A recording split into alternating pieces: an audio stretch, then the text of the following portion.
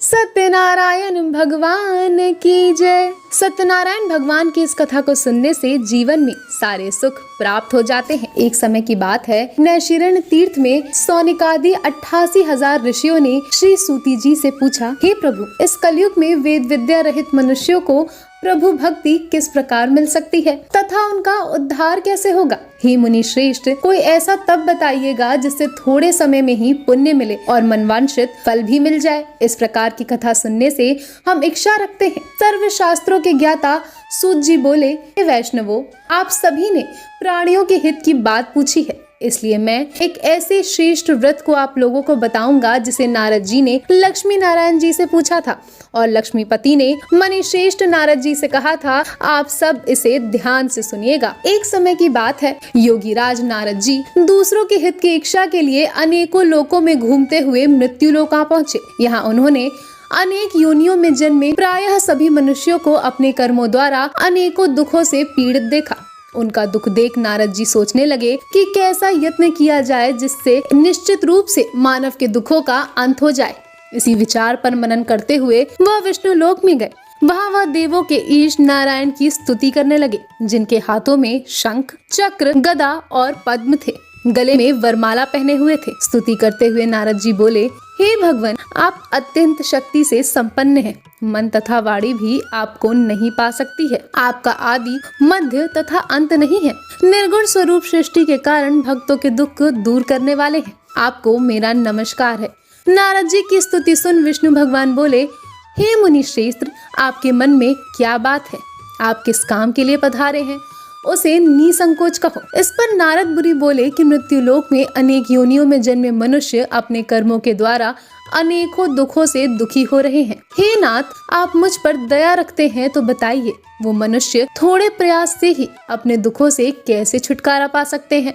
श्री हरि बोले, हे नारद, मनुष्यों की भलाई के लिए तुमने बहुत अच्छी बात पूछी है, जिसके करने से मनुष्य मोह से छूट जाता है। वह बात मैं कहता हूँ, तुम ध्यान से सुनो। स्वर्गलोक व मृत्युलोक दोनों में एक दुर्लभ उत्तम व्रत है जो पुण्य देने वाला है। आज प्रेमवश होकर मैं उसे तुमसे कहता हूँ।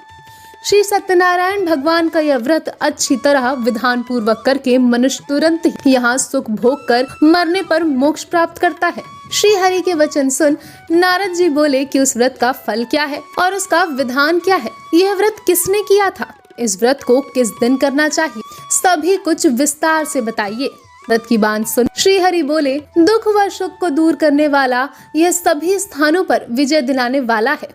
मानव को भक्ति व श्रद्धा के साथ शाम को श्री सत्यनारायण की पूजा धर्म परायण होकर ब्राह्मणों व बंधुओं के साथ करनी चाहिए। भक्ति भाव से ही नैवेद्य केले का फल, घी, दूध और गेहूं का आटा सवाया ले। गेहूं के स्थान पर साढ़ी का आटा, शक्कर तथा गुड़ लेकर सभी भक्षण योग्य पदार्थों को मिलाकर भगवान का भोग लगाएं। ब्राह्मणों सहित बंधु बांधवों को भी भोजन कराएं।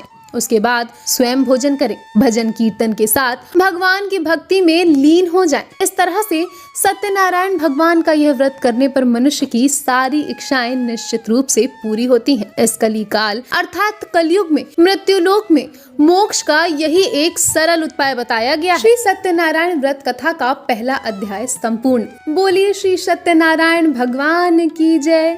सत्यनारायण भगवान की व्रत कथा का दूसरा अध्याय।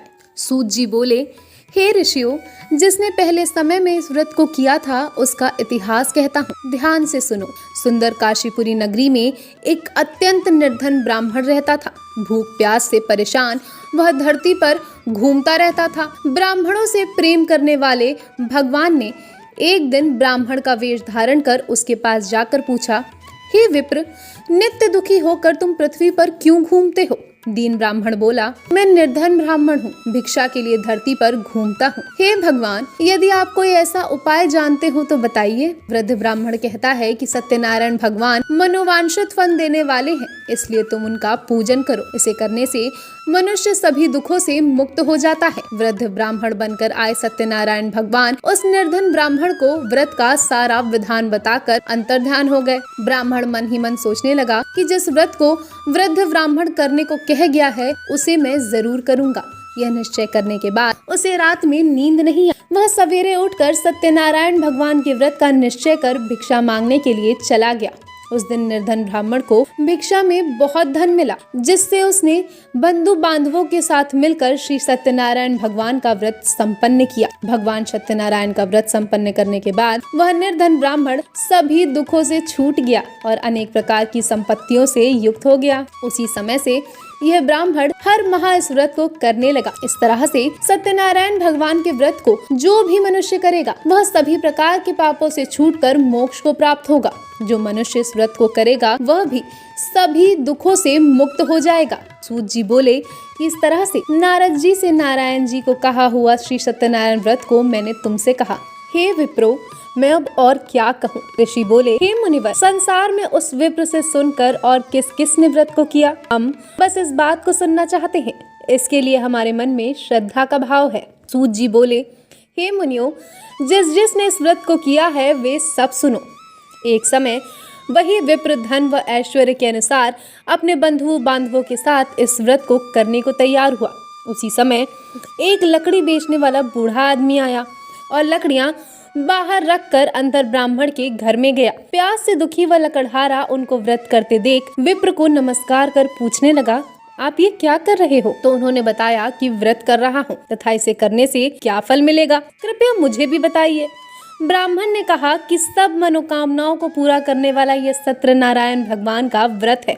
इनकी कृपा से ही मेरे घर में धन्य धान्य आदि की वृद्धि हुई है। विप्र से सत्यनारायण व्रत के बारे में जानकर लकड़हारा बहुत प्रसन्न हुआ। चरणामृत लेकर वह प्रसाद खाने के बाद अपने घर गया। लकड़हारे ने अपने मन में संकल्प लिया कि आज लकड़ी बेचने से जो धन मिलेगा उसी से श्री सत्यनारायण भगवान का उत्तम व्रत करूँ। मन में इस विचार को लेकर बूढ़ा आदमी सिर पर लकड़ियां रख उस नगर में बेचने गया जहां धनी लोग ज्यादा रहते थे। उस नगर में उसे अपनी लकड़ियों का दाम पहले से 4 गुना अधिक मिलता है। बूढ़ा प्रसन्नता के साथ दाम लेकर केले, शक्कर, घी, दूध, दही और गेहूं का आटा ले साथ ही सत्यनारायण भगवान के व्रत की अन्य सामग्रियां लेकर अपने घर गया। वहां उसने अपने बंधु बांधवों को बुलाकर विधि विधान से सत्यनारायण भगवान का पूजन और व्रत किया। इस व्रत के प्रभाव से वह बूढ़ा लकड़हारा धनपुत्र आदि से युक्त होकर संसार के समस्त सुख भोग अंतकाल में बैकुंठ धाम चला गया। श्री सत्यनारायण व्रत का दूसरा अध्याय भी संपूर्ण हुआ। बोलिए श्री सत्यनारायण भगवान की जय। सत्यनारायण भगवान की व्रत कथा का तीसरा अध्याय। सूत जी बोले, हे श्रेष्ठ मुनियों, अब आगे की कथा कहता हूँ। पहले समय में उल्कामुख नाम का एक बुद्धिमान राजा था। वह सत्यवक्ता और जितेंद्रिय था। प्रतिदिन देव स्थानों पर जाता और निर्धनों को धन देकर उनके कष्ट दूर करता था। उसकी पत्नी कमल के समान मुख वाली तथा सती साध्वी थी। भद्रशीला नदी के तट पर उन दोनों ने श्री सत्यनारायण भगवान का व्रत किया। उसी समय साधु नाम का एक वैश्य आ गया। उसके पास व्यापार करने के लिए बहुत सा धन भी था।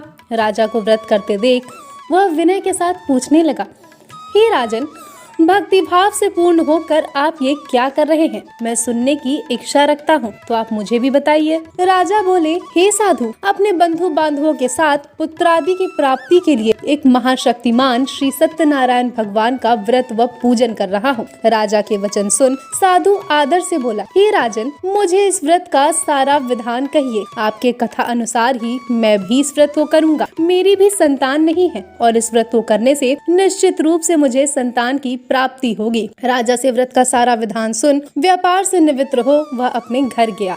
साधु वैश्य ने अपनी पत्नी को संतान देने वाले इस व्रत का वर्णन कहन सुनाया और कहा कि जब मेरी संतान होगी तब मैं इस व्रत को करूंगा। साधु ने इस तरह के वचन अपनी पति लीलावती से कहे।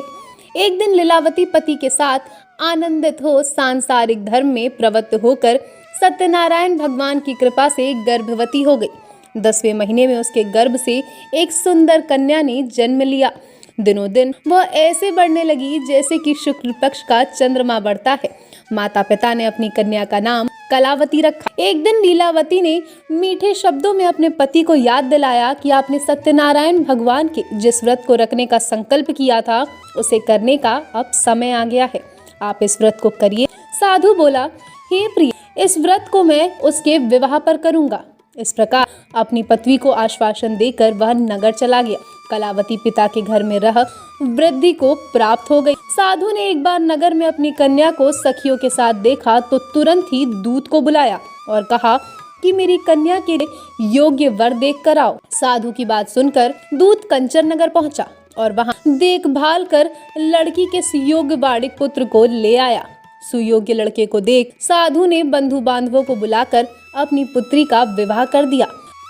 दुर्भाग्य की बात यह है कि साधु ने अभी भी श्री सत्यनारायण भगवान का व्रत नहीं किया।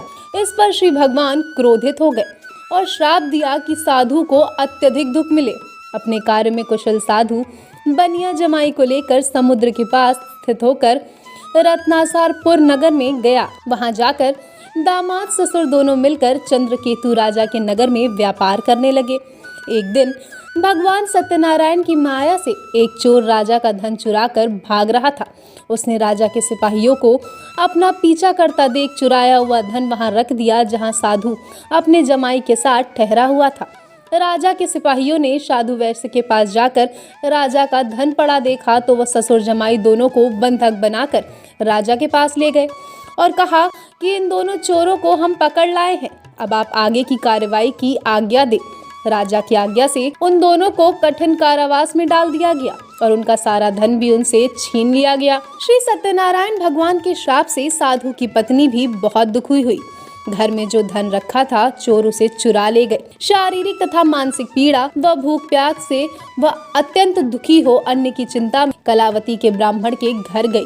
वहां उसने श्री सत्यनारायण भगवान का व्रत होते देखा। फिर कथा भी सुनी।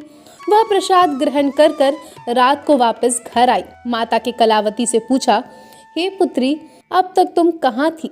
तेरे मन में क्या है? कलावती ने अपनी माता से कहा, हे माता, मैंने एक ब्राह्मण के घर में श्री सत्यनारायण भगवान का व्रत देखा।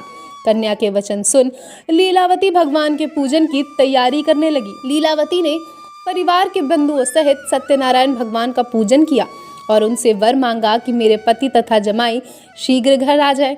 साथ ही ये भी प्रार्थना की कि हम सबका अपराध क्षमा करें। श्री सत्यनारायण भगवान इस व्रत से संतुष्ट हो गए और राजा चंद्रकेतु के सपने में दर्शन देकर कहा, हे राजन, तुम उन दोनों वैश्यों को छोड़ दो और उनका जो भी धन लिया है उसे भी वापस कर दो। अगर ऐसा नहीं किया तो मैं तुम्हारा धन्य राज्य व संतान सभी को नष्ट कर दूंगा। राजा को यह सब कहकर वह अंतर्ध्यान हो गए।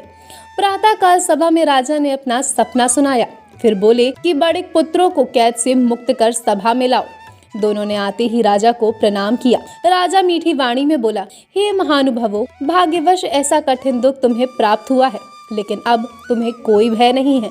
ऐसा कह राजा ने उन दोनों को नए वस्त्र आभूषण भी पहनाए और जितना धन उनका लिया था उससे 2 गुना धन वापस कर दिया।